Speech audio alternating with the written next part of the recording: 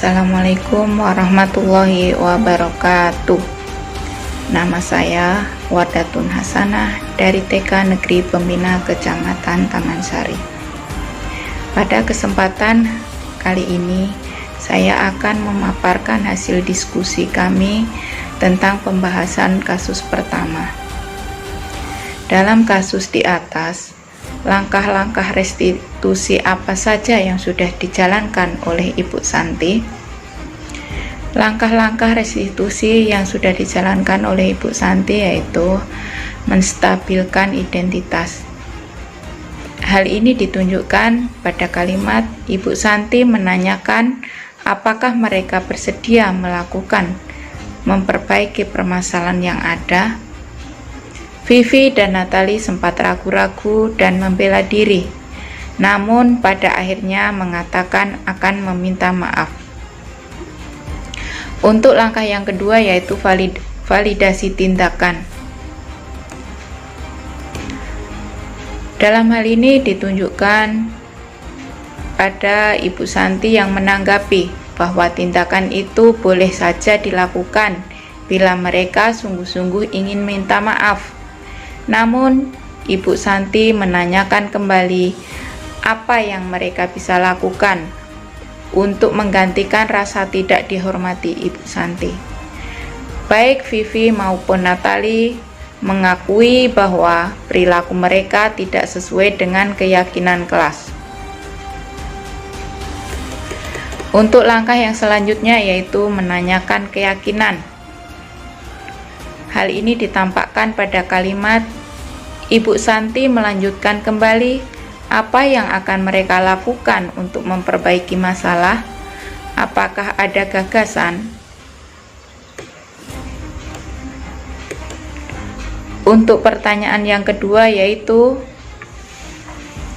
menurut Anda, apakah restitusi yang diusulkan Vivi dan Natali sudah sesuai dengan pelanggaran yang telah diperbuat?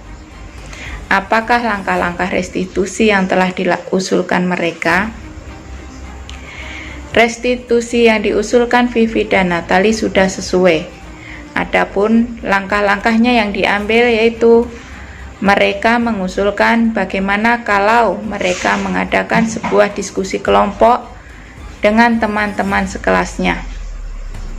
Tema tentang penerapan keyakinan kelas, terutama tentang sikap saling menghormati dan bagaimana penerapannya di kehidupan sehari-hari di sekolah. Untuk usulan kedua yaitu mengirimkan email kepada Ibu Eni tentang gagasan mereka tersebut. Langkah yang ketiga, mereka pun memberitahu Ibu Eni bahwa mereka telah memberitahu kepala sekolah, Pak Hasan. Bila lain waktu ada ketiadaan guru, maka mereka akan mengusulkan Ibu Eni sebagai pengganti. Dalam kasus di atas, posisi apakah yang telah diambil oleh Ibu Eni dalam menangani Vivi dan Natali? Dalam kasus di atas, posisi yang diambil Ibu Eni yaitu sebagai teman. Hal ini tercermin dalam kalimat Ibu Eni mencoba menyapa Vivi dan Natali dengan ramah sambil mengingatkan mereka untuk tetap fokus pada pengerjaan tugas. Ayolah, tugasnya dikerjakan. Nanti Ibu ditegur Bapak Kepala Sekolah kalau kalian tidak kerjakan tugas. Tolong bantu Ibu ya. Untuk pertanyaan yang selanjutnya yaitu, jika Anda adalah Pak Hasan, bagaimana Anda menyikapi langkah yang ditempuh Ibu Santi?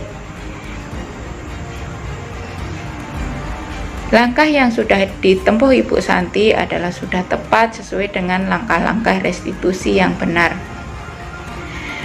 Dan itu merupakan sebuah upaya untuk mengambil kebijakan untuk memperbaiki kesalahan dari yang dilakukan oleh anak.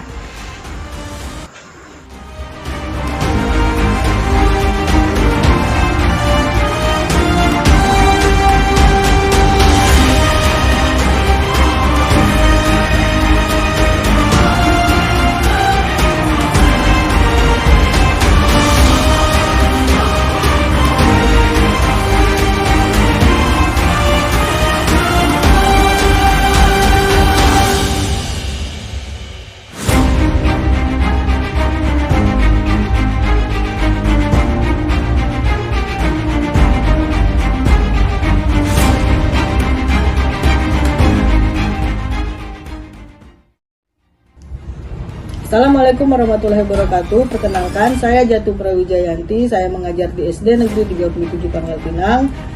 Saat ini saya mengikuti calon guru penggerak angkatan 9 Kota Pangkal Pinang.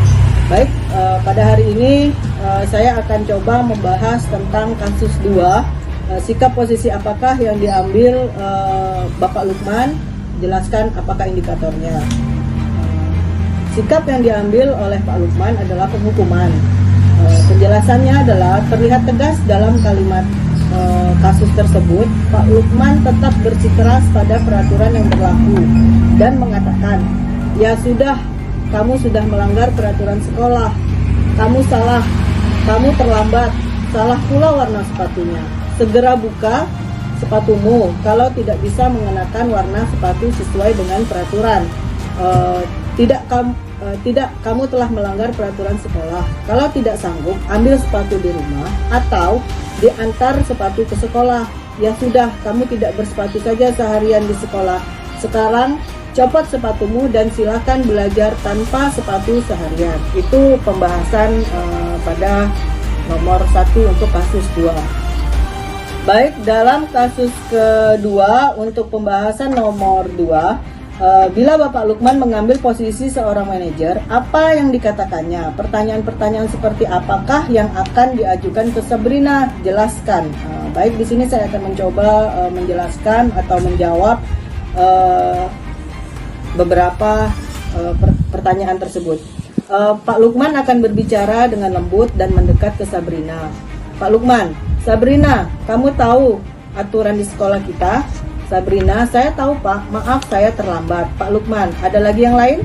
"Sabrina, apa ya Pak?" "Oh iya Pak, maaf saya memakai sepatu warna coklat karena tadi saya terburu-buru." "Pak Lukman, ya jadi kamu hari ini terlambat dan tidak memakai sepatu warna hitam." "Sabrina, iya Pak." "Pak Lukman, jika melanggar aturan, apakah kamu tahu apa yang harus kamu lakukan?" "Sabrina, karena saya terlambat, maka saya akan bertanya kepada teman untuk materi yang sudah dijelaskan tadi, serta saya akan melepas sepatu saya dan disimpan di loker yang ada di luar." "Baik, Pak Lukman, baik. Apakah bisa kejadian ini tidak terulang lagi?" "Sabrina, iya Pak, saya akan berusaha untuk datang tepat waktu dan memakai sepatu warna hitam sesuai aturan yang sudah ditetapkan oleh sekolah. Dan saya tidak akan mengulanginya lagi." "Pak Lukman, baik, Bapak hargai usahamu untuk memperbaiki diri." "Sabrina, baik Pak, saya mohon maaf dan terima kasih." Baiklah, selanjutnya dalam kasus 2 ini saya akan mencoba membahas soal untuk nomor 3. Kira-kira bila Anda adalah kepala sekolah di sekolah tersebut, nilai kebajikan apa yang ingin dituju oleh peraturan harus berwarna hitam? Nilai kebajikannya mungkin disiplin, mandiri, dan sikap bertanggung jawab. Bagaimana Anda menyikapi langkah yang diambil Pak Lukman mengenai kasus tersebut?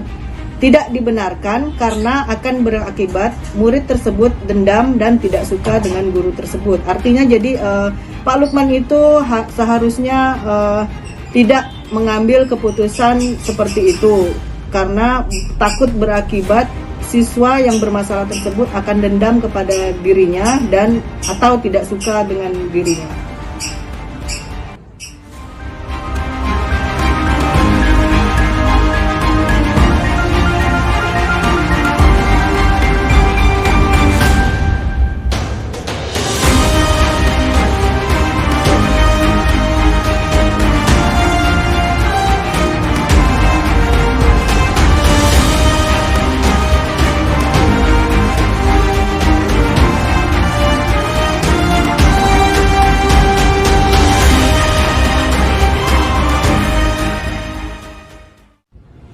Baik, selanjutnya saya akan mencoba membahas kasus 3, soalnya nomor 1.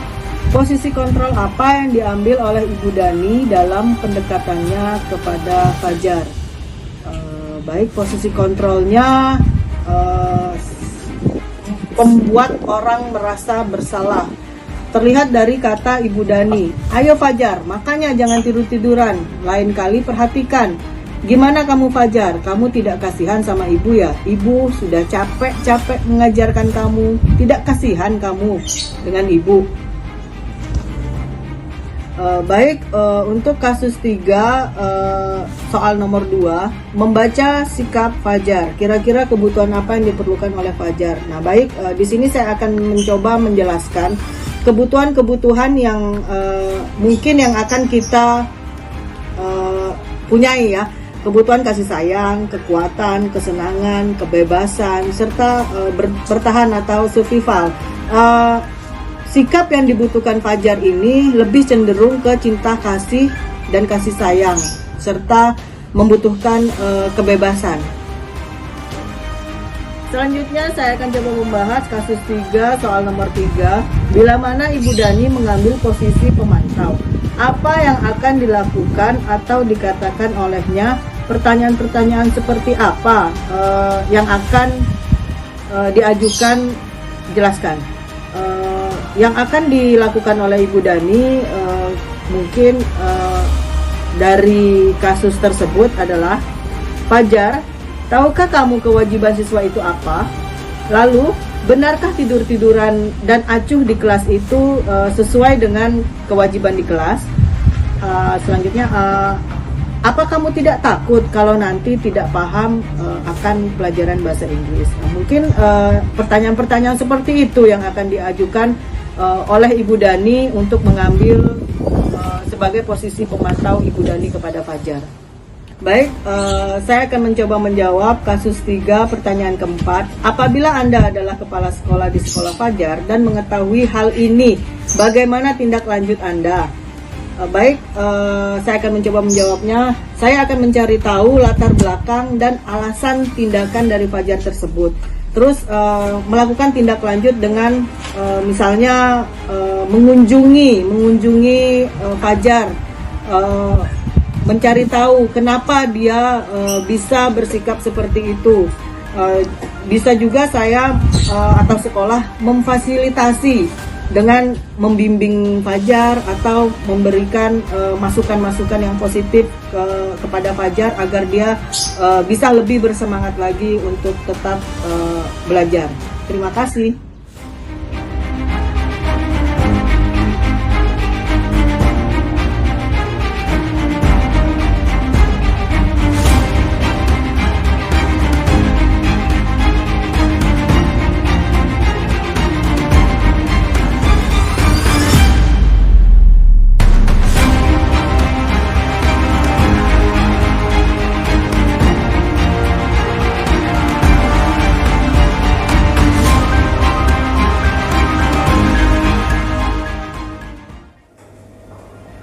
Assalamualaikum warahmatullahi wabarakatuh. Perkenalkan, saya Muhammad Fadli dari SMP Negeri 1 Pangkalan Baru.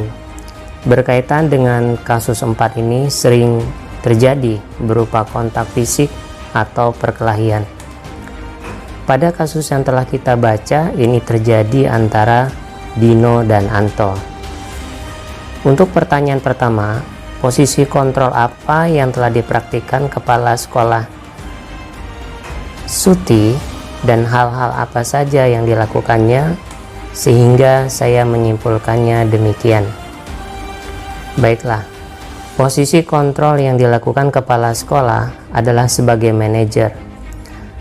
Adapun hal-hal yang sudah dilakukan Ibu Suti, yaitu berkolaborasinya Anto dan Dino dalam menyelesaikan masalah mereka. Beliau menuntun Dino untuk menyadari kesalahan yang dihadapi. Mereka diberikan tanggung jawab untuk menyelesaikan dan mencari solusi, yakni menjahit atau memperbaiki kancing baju Anto yang terlepas, dengan dibimbing Bapak Irfan selaku guru tata busana.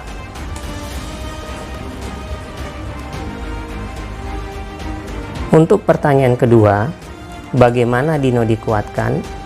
Bagaimana Anto dikuatkan? Baiklah, Dino dikuatkan dengan segitiga restitusi, yaitu menstabilkan identitas. Ibu Suti mengubah identitas yang gagal menjadi sukses melalui dialog. Sepertinya kamu saat ini sedang marah sekali. Validasi tindakan berupa memberikan pemahaman kebutuhan dasar anak dengan menemukan cara yang paling efektif berdasarkan dialog. Di sini Ibu Suti meminta Dino memikirkan cara yang lebih efektif. Berikutnya, menanyakan keyakinan dengan menghubungkan keyakinan sekolah berupa kesepakatan-kesepakatan yang ada di sekolah. Selanjutnya, bagaimana Dino dikuatkan oleh Ibu Siti? Anto dikuatkan dengan kebutuhan dasarnya. Anto ditanyakan tentang apa yang bisa dilakukan Dino untuk memperbaiki kesalahannya, sehingga merasa terpuaskan dan dihargai. Lalu dijelaskan bahwa Anto menginginkan kancing bajunya dipasang kembali supaya ibunya tidak marah. Pertanyaan ketiga, kira-kira nilai kebajikan apa yang dituju dalam kasus tersebut? Nilai kebajikannya adalah tanggung jawab. Sebagai konsekuensi, Dino diajarkan supaya memperbaiki kancing baju Anton yang terlepas. Adapun refleksi yang dapat kita ambil, yaitu bagaimana menciptakan suasana murid untuk memperbaiki kesalahan-kesalahan peserta didik sehingga mereka kembali ke karakter positif yang tangguh.